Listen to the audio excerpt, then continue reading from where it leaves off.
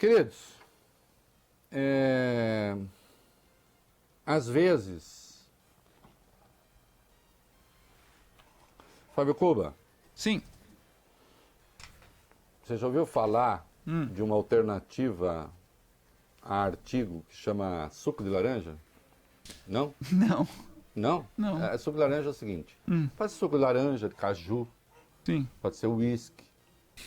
O cara é o seguinte, ele vai escrever um artigo e tá cheio de porcaria na cabeça.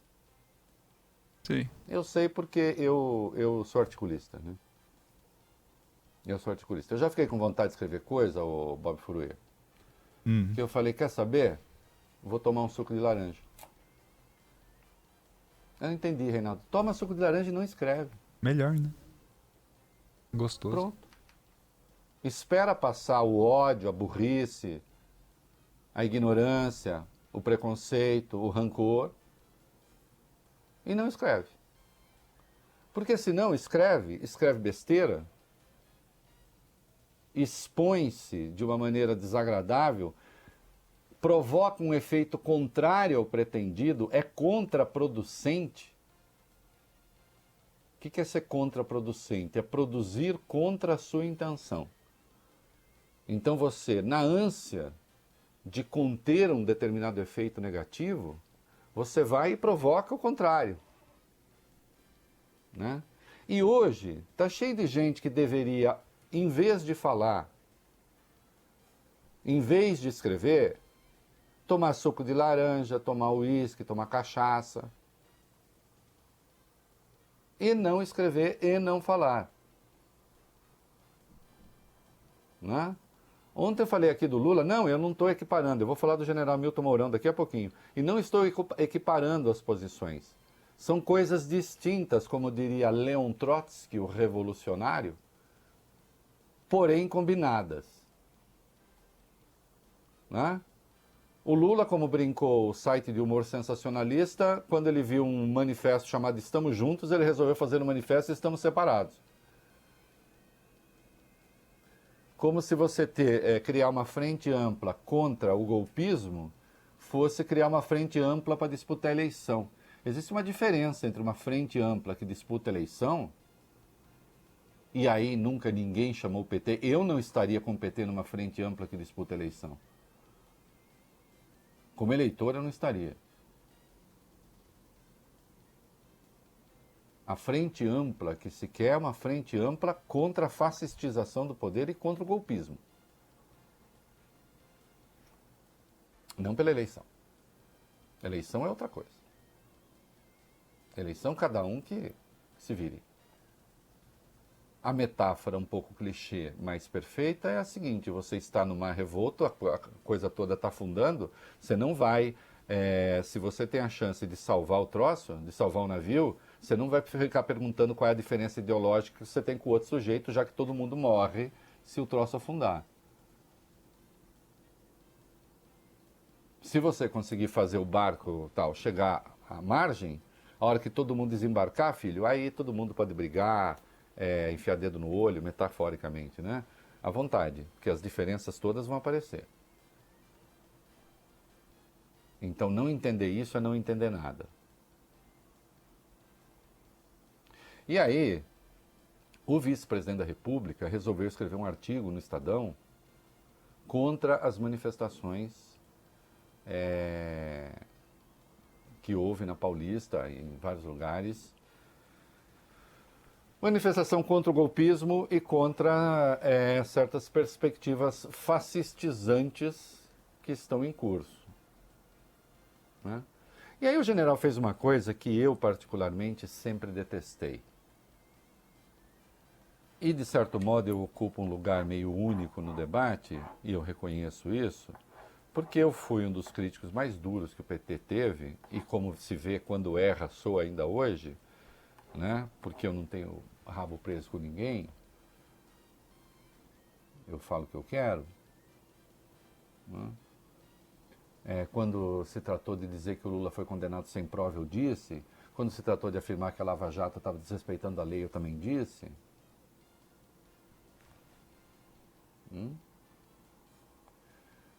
Eu detesto indignação seletiva. Eu detesto aquela indignação que depende do lado do balcão em que o cara esteja. Então, se eu estou do lado de lá, eu considero certas práticas hediondas. Quando eu mudo de lado, aí aquelas práticas que eu considerava hediondas passam a ser admissíveis. Não pode haver nada mais detestável do que isso. O PT no poder financiava blogs para falar bem do governo e para atacar os adversários do PT. Isto aconteceu. Isto é uma realidade. Usou dinheiro público para isso.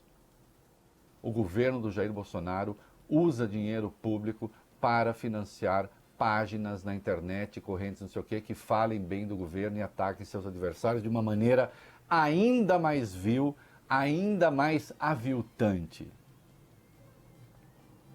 Antes não prestava, agora presta.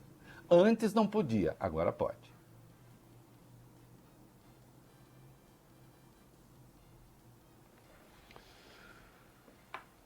Um vice-presidente da República tem de ter decoro institucional.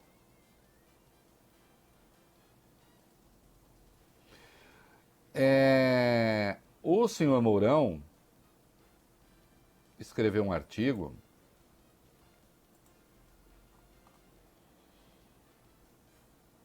que diz assim: a apresentação das últimas manifestações contrárias ao governo como democráticas constitui um abuso por ferirem literalmente pessoas e patrimônio público e privado, todos protegidos pela democracia. Há vários equívocos aqui em duas linhas. Sim, houve agressão ao patrimônio? Houve. Foi da maioria? Não. O objetivo era aquele? Não. Aquilo constitui o propósito da manifestação? Não. Tomar aquilo como símbolo do protesto é um erro. Agora venha cá, doutor, senhor general. As manifestações em favor do governo, pedindo o fechamento do Congresso e do Supremo, essas são legítimas. A essas o senhor não se opõe. Como o senhor disse ali, que é exagero retórico. Houve uma manifestação na porta do Supremo. Houve uma manifestação na porta do Supremo de pessoas portando tochas, apelando à estética da Ku Klux Klan. No dia seguinte, o presidente sobrevoou a praça onde aquelas mesmas pessoas estavam reunidas com um helicóptero militar acompanhado do senhor ministro da Defesa. Helicóptero do Exército. E isso pareceu normal.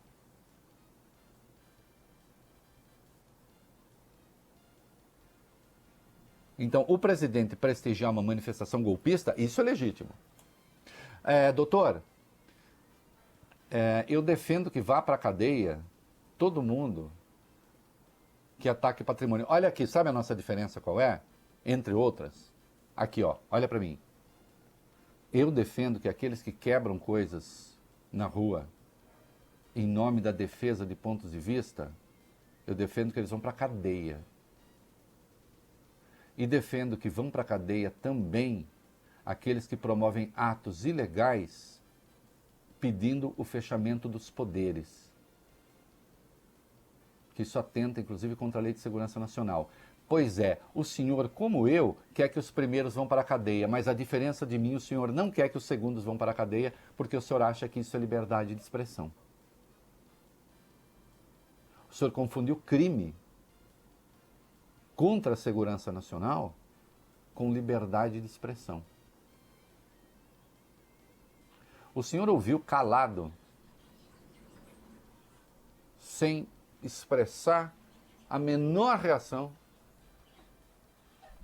O senhor ouviu calado na reunião ministerial o presidente da República afirmar que está armando a população não para a autodefesa, mas que está armando a população para que esta faça uma sublevação armada contra o poder constituído.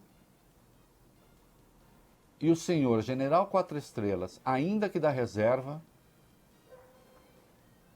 manteve-se em absoluto silêncio. Quando o senhor sabe que aquilo que o presidente acabava de falar ali, era subversão, segundo define a Lei de Segurança Nacional. Onde estava o seu amor pela pátria nesse momento? Exagero retórico? Não. Havia uma confissão com ato de ofício. Como é?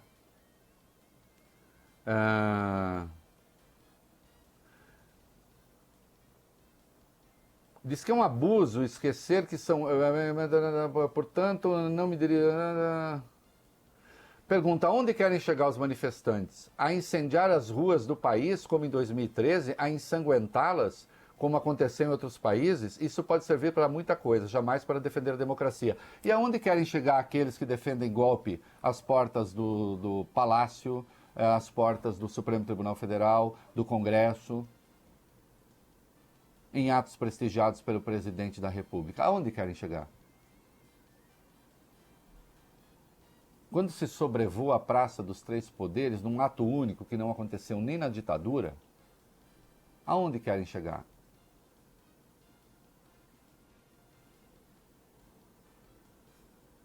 Por que o senhor não escreve um artigo defendendo a liberdade de expressão, como o senhor faz em relação aos fascistas? Né? Pelo menos a liberdade de expressão dos democratas, condenando sim a violência, porque essa eu também condeno.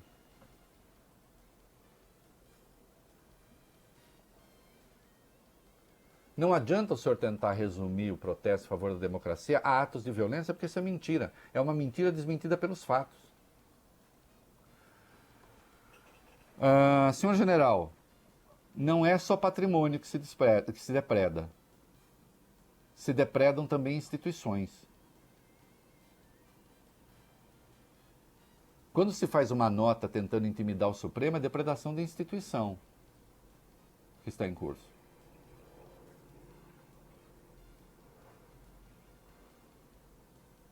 Nunca houve. Bom, durante a ditadura não mesmo. Porque a divergência ali, a divergência mais agressiva, nós sabíamos como era contida. Matando aquele que divergia.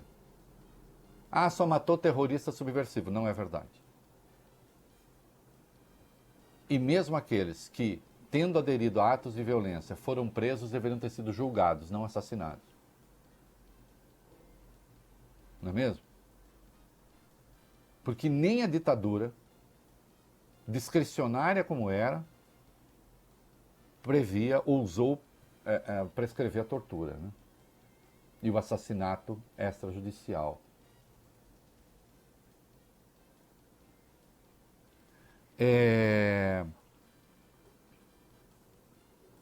Em que momento da história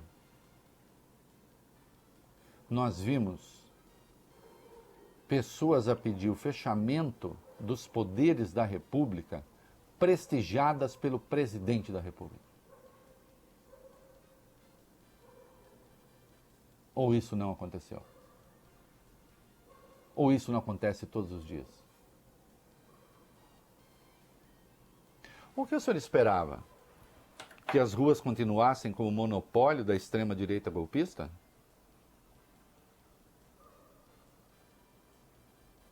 Tenho mais respeito pelas instituições. É por isso que este conservador aqui, este liberal, os convida, também como convidei hoje no blog, a que adotem o posicionamento dos conservadores em relação às Forças Armadas. Forças Armadas não participam da política. São entes do Estado brasileiro. Sabe por que os militares têm a aposentadoria mais generosa do Ocidente cristão, como vocês gostam de dizer?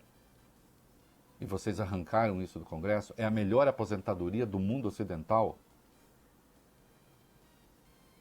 que dá um prejuízo fabuloso para os cofres públicos, porque a contribuição de vocês não cobre, mas de longe não cobre, os benefícios?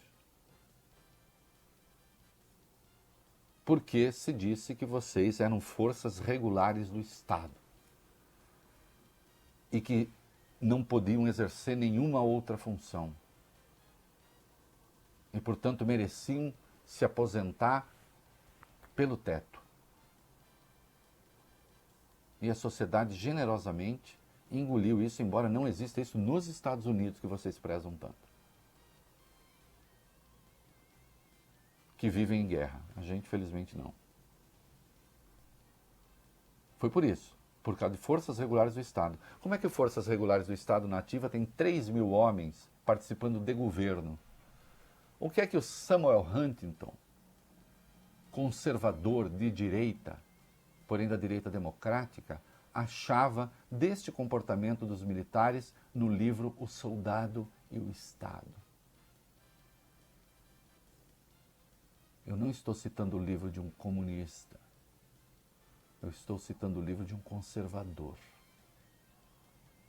sobre o papel das Forças Armadas. Os Estados Unidos assistem a manifestações lá, nós vamos ver daqui a pouco. O senhor Donald Trump, autoritário como é, porque ameaçou os manifestantes também com a soldadesca. Só que quem o fez foi o presidente da República. Não se ouviram militares dando pitaco na política e ameaçando os Estados Unidos com um golpe, o que seria uma coisa absolutamente impensável. A França ontem assistiu atos de violência. Não se viu o presidente francês vir a público para chamar todos os manifestantes, desqualificar todos os manifestantes por causa dos violentos? Ou então, o ministro da Defesa da França a sobrevoar, né, o poder executivo de helicóptero para ameaçar o Emmanuel Macron, ou o poder executivo, ou o poder judiciário da França, ou o civil. Não.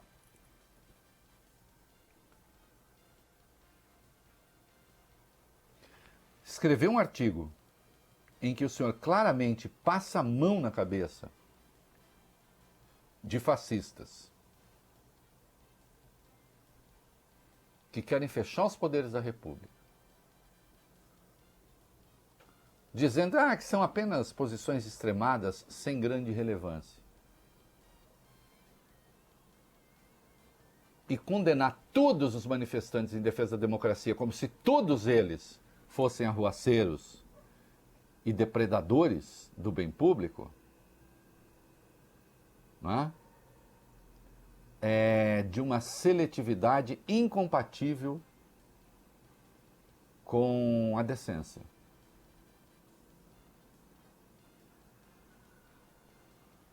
E de resto, né, General Mourão, vamos convir que quando o senhor era da ativa, o senhor não se comportou exatamente da forma mais disciplinada possível, não?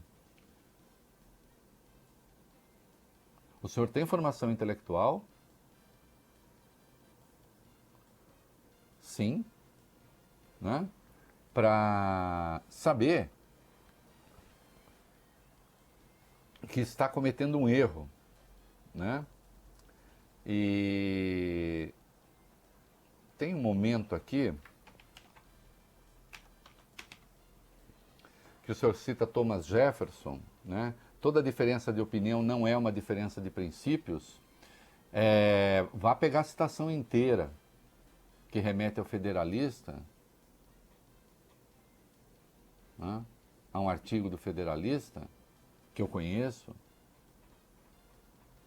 quando ele diz que toda diferença, que a tradução nem é a melhor, né? Mas toda diferença de opinião não é uma diferença de princípio, porque isso está no contexto, essa citação está no contexto em que se faz a defesa do que se chama lá de republicanismo, que é o que nós chamaríamos aqui de democracia.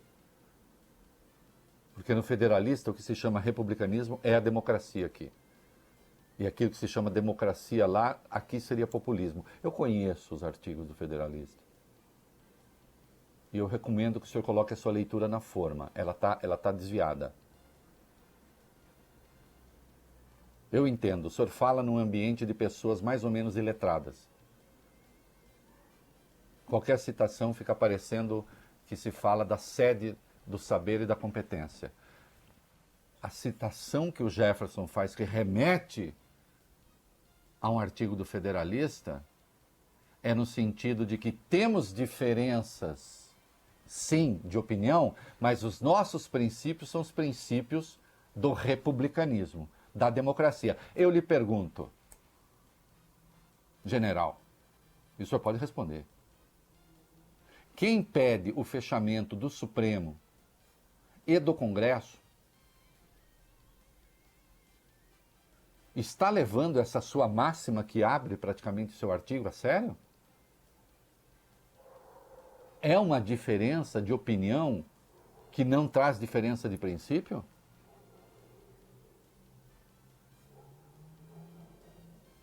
Prestigiado pelo presidente da República? Então o senhor é um mau leitor de Jefferson e um mau leitor do Federalista. Vamos levar a sério esse negócio de democracia. Eu levo. Seja para censurá-lo, como estou fazendo, seja ontem para censurar o Lula, como censurei ontem e anteontem. E não os estou igualando, vocês são diferentes. Digo para um e para outro. Eu não sou do tipo que fica fazendo balança, eu não brinco de balança. Eu não me sinto obrigado a isso. Eu acho que o senhor tem que reler o Federalista. Eu acho que o senhor tem que reler Thomas Jefferson.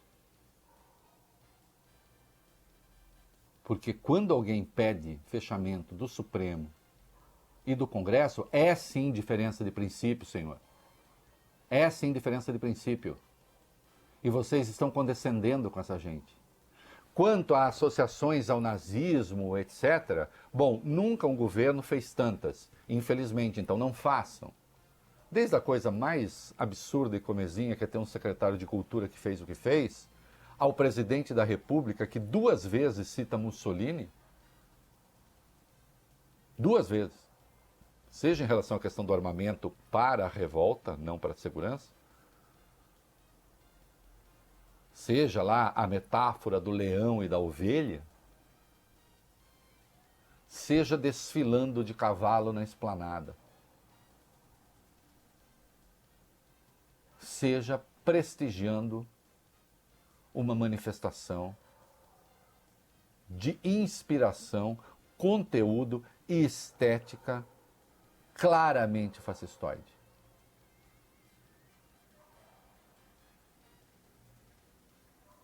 Quem não quer ser associado a esse tipo de coisa não pode praticar esse tipo de coisa.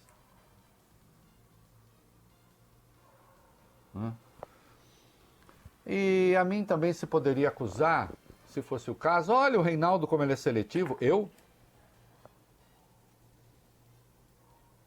estou nesse debate de forma mais ativa e clara e pública desde que eu criei meu blog em 2006. Defendendo a democracia desde sempre. Mas desde que eu criei meu blog em 2006. Vá procurar, general. Quando foi que eu condescendi com práticas, propostas e teorias autoritárias? Viesse, pouco importando do lado de onde viesse. Esse seu artigo poderia, sendo o senhor um homem de Estado, ser um norte moral. Mas ele não é, por uma razão muito simples.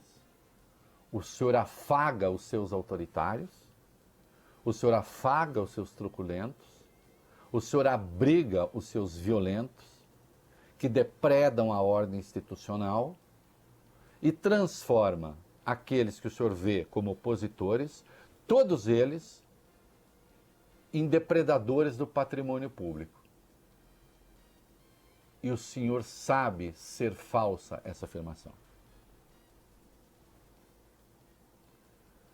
Eu quero sim. Vamos brincar então de o federalista. Vamos brincar então de Thomas Jefferson citando o federalista.